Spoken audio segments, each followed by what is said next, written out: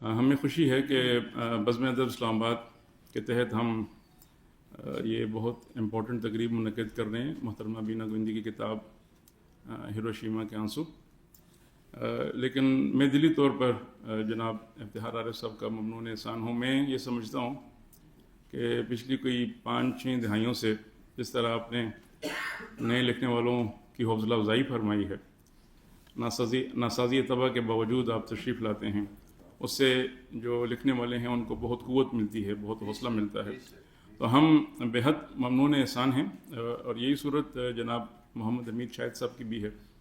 یعنی اپنا قیمتی وقت دیتے ہیں اس طرح کی ایکٹیویٹیز کو، یہ بہت مشکل ہوتا ہے. تو پلیز آپ استقبال کیجیے گا ممتاز فکشن رائٹر، نقاد، محقق جناب محمد حمید شاہد صاحب.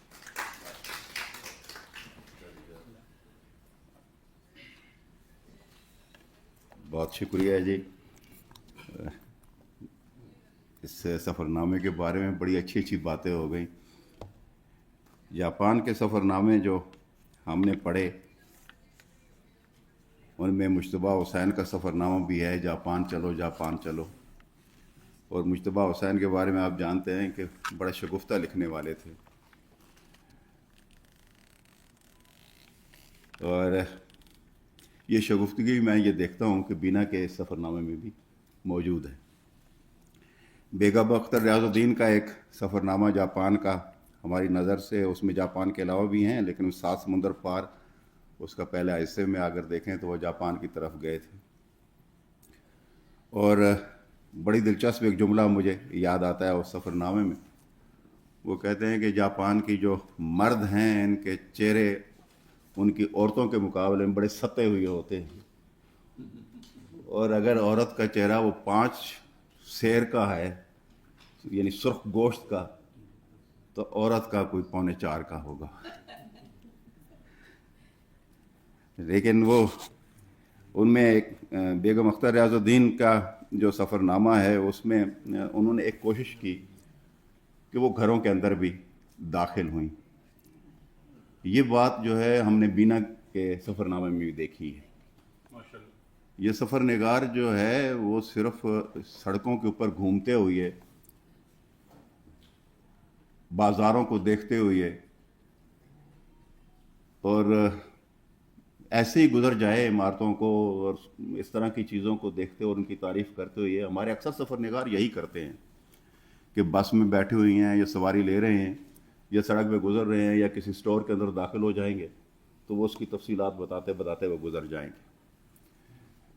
انہوں نے کوشش یہ کی ہے کہ پہلا سفر نامہ جو ان کا تھا وہ 32 سال پہلے کا تھا. اس وقت ذرا ان کی صورت دیکھ لیجئے کیا ہوگی. ان کو دیکھنے والے ٹھہر کے دیکھتے تھے اس زمانے میں، تو یہ بھی ٹھہر کے ہر ایک چیز کو دیکھ رہی تھیں اور دلچسپی لے رہی تھیں. سفر ناموں کا جب ذکر ہوتا ہے تو حکیم سعید کا سفر نامہ بھی ہمیں یاد آتا ہے. اور حکیم سعید کا جو سفر نامہ جاپان کہانی مجھے اس لیے یاد آ گیا کہ اس کا جو پہلا باب ہے وہ نوجوانوں کے نام پہ انہوں نے لکھا اس میں بنیادی طور پہ، اور نوجوانوں کو مخاطب کرتے ہوئے وہ بات کر رہے تھے. پہلے باب میں سفر نامہ نہیں ہے، سفر نامہ ان کا دوسرے باب سے شروع ہوتا ہے. پہلے باب میں انہوں نے ایک ایسی بات کی ہے جو ابھی تک ذہن میں آتی ہے تو سوچتے ہیں کہ ایسا انہوں نے کیوں کہا ہوگا. یہ غالباً جو سفر نامہ آیا 1996 کی بات ہے، آپ دیکھ لیجئے. پہلے باب میں وہ عمران خان کے بارے میں انہوں نے ایک بات کہی تھی جو اکثر دہرائی جاتی. انہوں نے کہا کہ جناب ان کو پلانٹ کیا گیا یہاں پہ. انہوں نے کہا کہ یہودیوں نے فلاں فلاں نے امریکہ کے ساتھ مل کے انہیں پلانٹ کیا. اب یہ 96 کی اس وقت کی بات ہے جب وہ سیاست میں اس طرح وہ اچیومنٹ ان کے پاس نہیں تھی. ہمیں حیرت ہوتی ہے کہ انہوں نے اس سفر نامے میں ایسی باتیں کیوں کی، اور وہ بہت ساری تکلیف دہ باتیں اس میں نظر آتی ہیں پہلے حصے میں.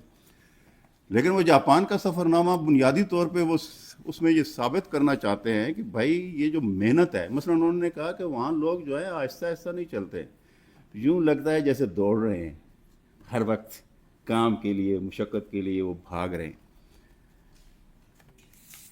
इन्होंने जो सफ़रनामा लिखा है इसमें बहुत सारी मालूमात भी मौजूद हैं, हमारी वैकेबलरी में भी इजाफा होता है। मसलन हमें पता चलता है कि वो चीज़ों को कैसे कैसी चीज़ों के अलग अलग नाम उन्होंने रखे हैं। मसलन फूलों की शक्ल वाली जो मिठाई होगी वो कहते हैं जी उन्हें वागाशी कहते थे, और ये जो मुर्गी का गोश्त है ऐसे उन्होंने कहा कि तोरिनीको कहते थे। अरिगातो जो है वो शुक्रिया है, शुक्रिया के लिए लफ्ज़ है। और हाय हाय हाय अगर कहें तो ऐसे हाय हाय ना समझें कि कहीं दर्द हो गया, वो शुक्रिया अदा कर रहे हैं आप। तो इस तरह आप देखिए कि इसमें बड़े मज़े के दिलचस्प किस्म के वाक़यात हैं जो मुसलसल आपको बयान कर रही होती हैं। और जो गुड़िया का एक तस्वर हमारे यहाँ मौजूद है जापान की का, और वो गाना तो आपको याद ही होगा, अलिफ से अच्छी, गाफ से गुड़िया, जीम से जापानी।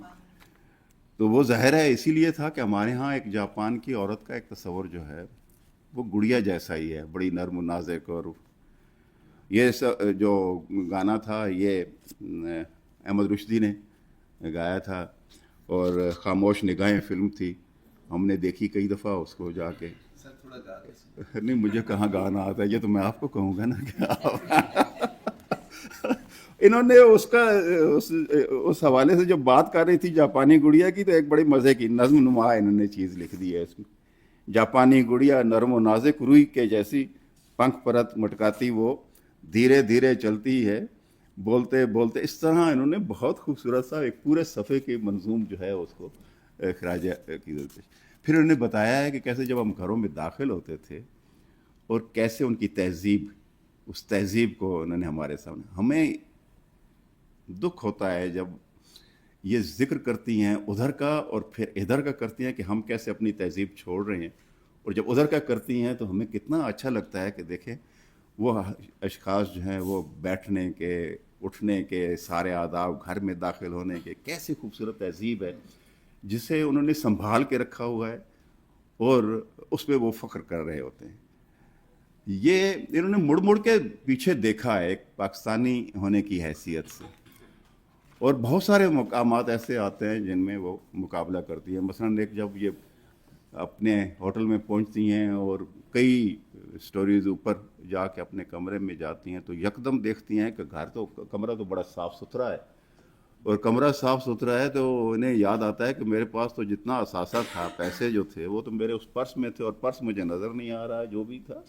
तो पता चला कि हर एक चीज़ जो साफ़ सुथरी थी वो संभाल के किसी और दूसरे बैग के अंदर उन्होंने सलीके से रख दी थी, और उसमें कुछ नहीं था। फिर इन्हें एक औरत याद आ जाती है अपने यहाँ की, वो औरत जो एक, वो बहुत खूबसूरत अच्छे ब्रांडेड कपड़ों में मलबूस, और बड़ी ऐनक उसने लगाई हुई स्याह रंग की, और वो जो है बड़े खूबसूरत औरत उन्होंने जिक्र किया, बड़ा अच्छा लगा वो वाला पैराग्राफ पढ़ने वाला है। तो वो चलते चलते उस पाँव रख लेती है अपना उस नोट के, जो 100 रुपए का नोट पड़ा हुआ है कुचला हुआ नीचे, और वो देख रही है इर्द गिर्द को, मुझे देख तो नहीं रहा, तो लंगड़ा के जैसे कोई पाँव में तकलीफ हो तो वो झुकती है और वो 100 रुपए का उठा के नोट अपने मिंजा रखती है और अपनी खूबसूरत गाड़ी में बैठ के वो चली जाती है। तो यहाँ ये तकाबुल जब इस तरह का जहाँ जहाँ भी आया है वो हमारे लिए तकलीफ़ दे भी, और इन्हें भी तकलीफ़ हुई इस बात पे, इन्होंने ऐसे महसूस किया, और इन्होंने कहा कि मुझे दुख हुआ है कि मैंने उन पे शक किया, यानी इन्हें इस एहसास पे कि ये मुझे जो शक हुआ था कि कहीं मेरी चीज़ें जो है ये कहीं ऐसा ना हो कि कहीं चली गई हों, और मैंने इन पे जो शक किया है मुझे उस पर दुख हुआ। तो ये 32 साल बाद फिर हामिद के साथ फिर गई थी, और ज़ाहिर है उसका तजर्बा तो मुख्तलिफ है, वो नस्ल में भी आपको महसूस होता है बहुत मेच्योरिटी है, लेकिन ये है कि जो 32 साल पहले वाला जो लिखा हुआ है वो भी कम नहीं है। इसमें उसमें वो जो लचक होती है ना, एक नरम शाख वाली, वो नस्ल में वो लचक मौजूद है, आप बेपरवाही से कहते हैं, तो वो ज़ाहिर है उसका एक अपना हुस्न है, उसका एक अपना लुत्फ़ है। इन्होंने कोशिश की है कि उस पूरी तहज़ीब को, उसकी तारीख़ को, हिरोशिमा वाला चैप्टर मैंने पढ़ा है और बहुत दुख होता है ऐसे ही, आपने बहुत दर्दमंदी से लिखा, और ख़ुद नहीं लिखा, हिरोशिमा से लिखवाया है, उस शहर से लिखवाया है, उसकी कहानी उसी की ज़ुबानी कहलवा के दिया। ये बिल्कुल एक, यानी ऐसा नहीं है कि आप बोलते जाएं और हम सुनते जाएं, नहीं, वो शहर बता रहा है कि मेरे साथ क्या कुछ हुआ है।